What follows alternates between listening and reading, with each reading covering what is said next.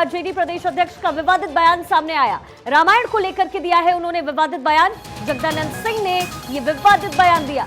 शिक्षा मंत्री चंद्रशेखर का भी बचाव करते जगदानंद सिंह नजर आए। आरजेडी प्रदेश अध्यक्ष का विवादित बयान, रामायण को लेकर के विवादित बयान उन्होंने भी दिया। जगदानंद सिंह ने ये विवादित बयान रामायण को लेकर के दिया है। इससे पहले शिक्षा मंत्री चंद्रशेखर ने रामचरितमानस को लेकर के विवादित बयान दिया, लेकिन अब जगदानंद सिंह शिक्षा मंत्री चंद्रशेखर का बचाव करते नजर आए। हमारे सहयोगी प्रशांत झा हमारे साथ इस वक्त जुड़ गए हैं, साथ ही हमारी पॉलिटिकल एडिटर अदिति नागर शर्मा भी हमारे साथ न्यूज रूम से इस वक्त लाइव हैं। सबसे पहले अदिति, आपका रुख करते हुए किस तरह की राजनीति बिहार में हो रही है? रामायण तो जन जन का रामायण है, हिंदुत्व को ये किस तरीके से दबाने की कोशिश जगदानंद सिंह कर रहे हैं, और चंद्रशेखर ने जो बयान दिया उसको तो कवर अप करना चाहिए था जगदानंद सिंह को, उल्टा वो उनके बयान का समर्थन कर रहे हैं, उनका बचाव कर रहे हैं। मैं थोड़ा सा पहले लेके जाना चाहती हूँ और उस सभी जो लोग आज हमारे साथ जुड़े हैं, हमारे दर्शक, उनको भी मैं रिवाइंड करना चाहती हूँ, कुछ समय पहले ले जाना चाहती हूँ। आपको याद होगा कि जब नुपुर, जो कि प्रवक्ता थी भारतीय जनता पार्टी की, उन्होंने एक ऐसा विवादित बयान दिया था मुस्लिम ग्रंथ को लेकर और उनके पैगंबर साहब को लेकर और उनके जो धार्मिक गुरु को लेकर, और उस समय बहुत विवाद हुआ था। इस तरह का विवाद कि सबसे पहले तो भारतीय जनता पार्टी ने दोनों ही प्रवक्ताओं को 6 साल के लिए निष्कासित किया।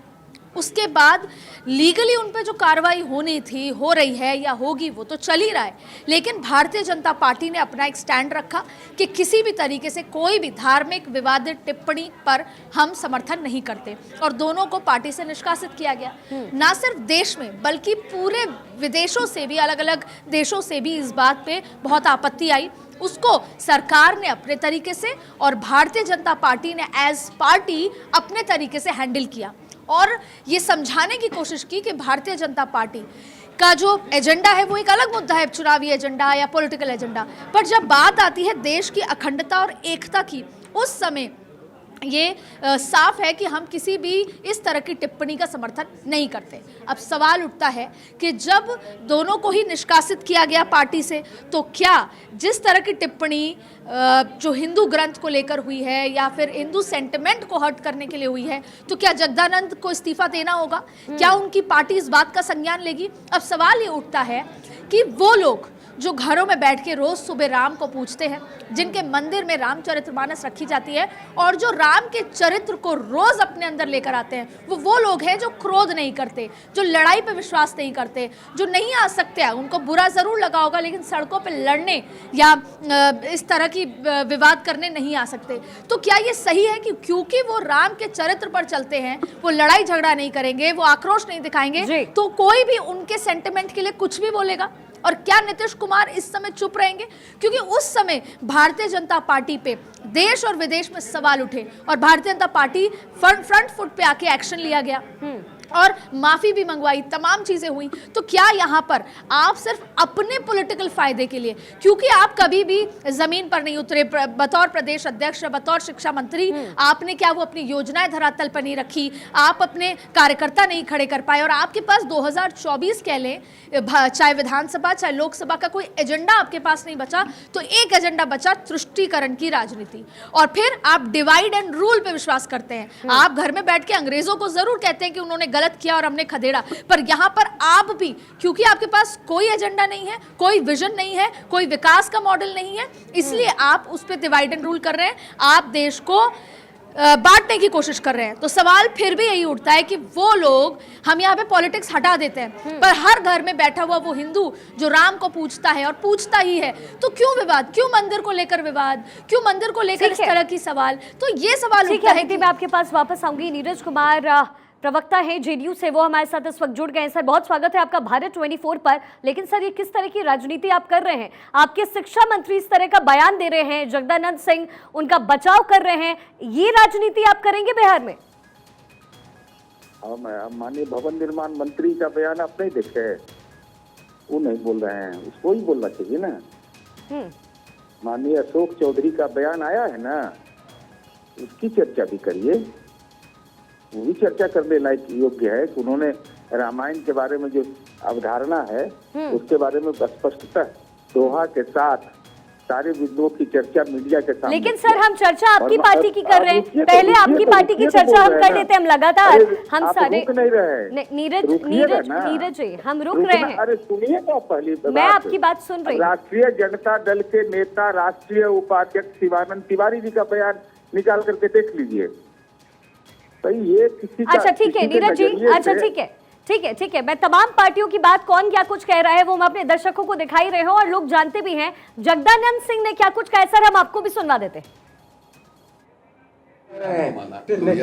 हम लोग एक ही बात हम कह रहे हैं कि हम कूड़ा को साफ करेंगे, कचरा को साफ करेंगे, हम उसके हीरा मोती को रखेंगे। हीरा मोती रहेगा, बहुत सी चीजें उसमें जो अच्छी है इंसान के लिए, इसमें कहाँ।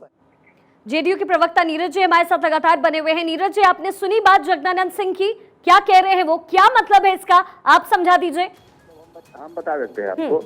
डॉक्टर राम मनोहर लोहिया ने उद्धृत किया था इसको, जिस वाक्य की वो चर्चा कर रहे हैं। डॉक्टर राम मनोहर लोहिया जो समाजवादी आंदोलन के प्रणेता हैं और वो रामायण मेला लगाते थे, रामायण मेला के पक्षधर वो थे।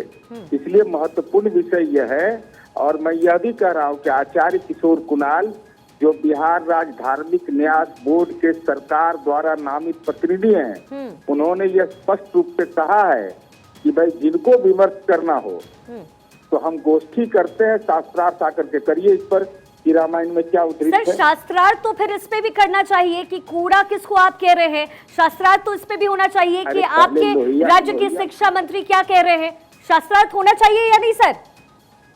क्या इस पे शास्त्रार्थ होना चाहिए या नहीं? इसी पे तो फिर राजनीति हो रही है नीरज शास्त्रार्थ जी। तो इस विषय पर होना चाहिए ना कि जिस वाक्य की चर्चा शिक्षा मंत्री कर रहे हैं उसके बारे में उन्होंने कहा है आचार्य किशोर कुणाल ने कि वो गलत है, और फिर जेडीयू और आरजेडी मिलकर के समर्थन भी कर रही है। बहुत बहुत शुक्रिया नीरज जी आपका हमारे साथ जुड़ने के लिए। प्रशांत हमारे सहयोगी इस वक्त जुड़े हुए हैं हमारे साथ पटना से। प्रशांत वहां पे इस वक्त क्या स्थिति है, क्योंकि देखिए ये जो बयान सामने आया है और फिर जगदानंद सिंह ने पूरी तरीके से समर्थन किया है, वहां इस वक्त क्या माहौल है और क्या इस तरीके से बिहार में राजनीति चमकाई जाएगी? देखिए शिखा, एक सबसे बड़ी बात है कि जब से ये चंद्रशेखर का बयान आया है, जैसे ही इसको समर्थन में जगदानंद सिंह आ गए और जगदानंद सिंह ने चंद्रशेखर के पीठ पर हाथ रखते हुए कहा कि वो कमंडल को यहां आगे नहीं बढ़ने देंगे और मंडल हमेशा आगे रहेगा, तो ऐसे में ही बिहार की राजनीति जो है वो दो खेमे में बट गई है। खास करके महागठबंधन के अंदर की जो राजनीति है वो भी अब दो फाड़ में चला गया है।